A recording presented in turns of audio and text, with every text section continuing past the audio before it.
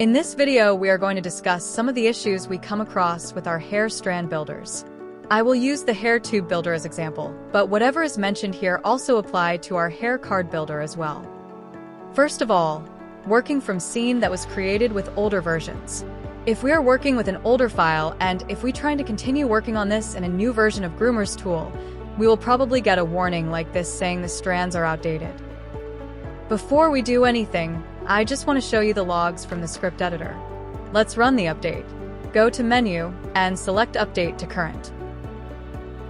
We don't need to select anything in the viewport. Just click on this button and then it will go through the scene and update all the strands that requires it.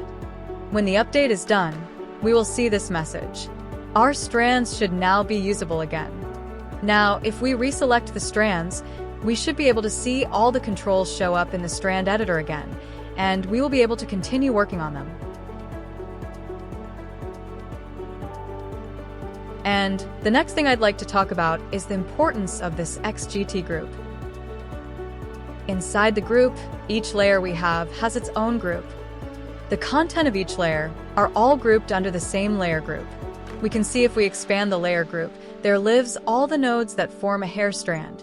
All we need to know is, throughout our workflow, we should not touch anything here. Duplicating, moving, or renaming any nodes can easily break the file. What if I really want to name it something else than XGT tube group? Well, we can do that by right-clicking on the layer and select Rename. This is the only renaming method we should use. After we rename a layer, we can see the nodes on the outliner, and the layer group have all been renamed with that prefix. This keeps the strands and layer structure intact. Here's the node graph of a single strand. There are quite a few nodes that forms a strand. All these need to be properly connected, and their naming plays an important role to the system. Duplicating, reparenting, deleting, or renaming can very easily break the setup if not done properly. What happens if we wish to duplicate a strand like this one? Well, if I just hold on Ctrl-D on the keyboard, it will break right away.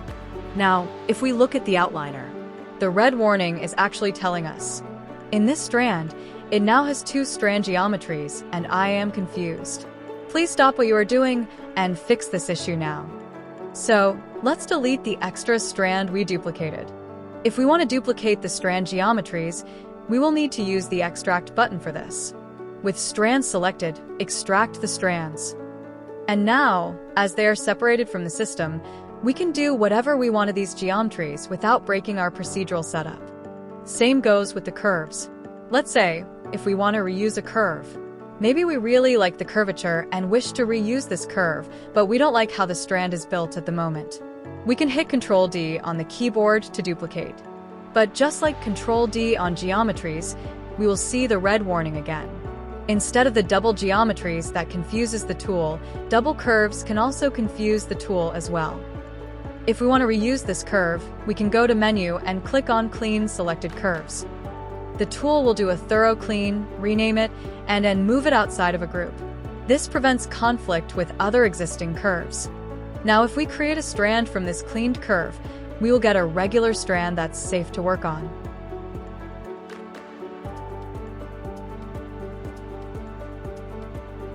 And let's say I really like a strand, and I like to duplicate it.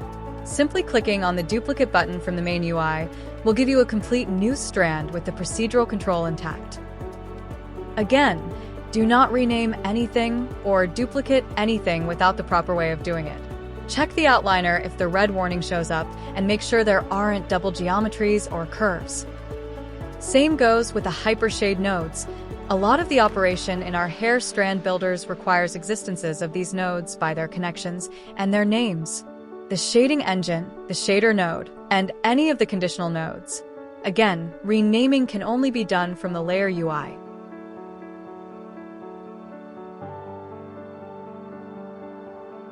I like to point out a few things about the shaders while we are at it. We know by now that each shader corresponds to a layer in the hair strand builder. Press Tab on your keyboard to bring out the quick search field. Let's grab a noise pattern. Once we have a texture, simply connect out color to color A of the condition node. We can see that the noise is assigned only to that strand layer, and the other layers remains the same. Now, if we decide to remove the texture from the shader, the strands of that layer will now turn gray. If we change the color swatch, it won't work either. To fix this issue, simply go to Menu and select Refresh Layers. The color of that layer will be reassigned and changing the color will work again. Thank you for watching, and I hope this clears up some of the issues you encountered before with the Hair Strand Builders.